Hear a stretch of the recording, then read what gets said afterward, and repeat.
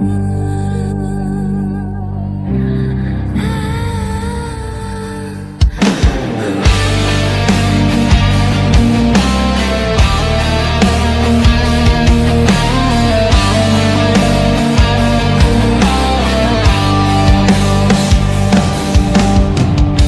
haftadır seninle boşa gezdik sevgilim.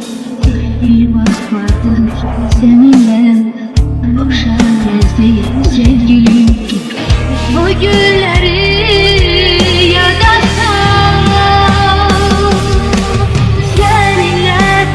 seninle gezirdik sevgilim. Seninle gezirdik sevgilim.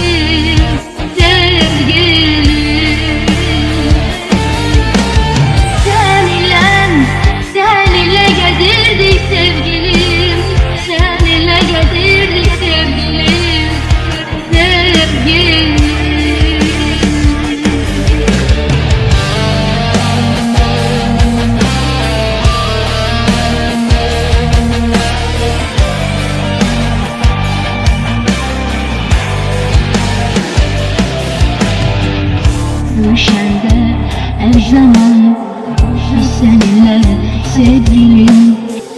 Görüşende her zaman biz seninle sevgilim.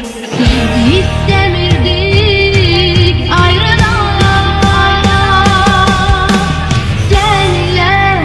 Seninle gezirdik sevgilim. Seninle gezirdik sevgilim. Sevgilim.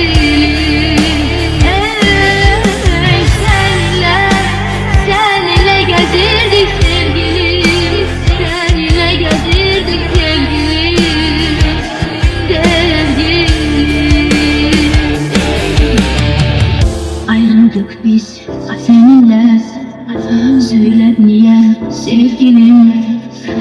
Ayrıldık biz seninle, söyle niye sevgilim.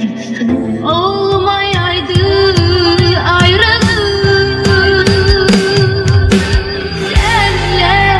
Seninle gezirdik sevgilim. Seninle gezirdik sevgilim.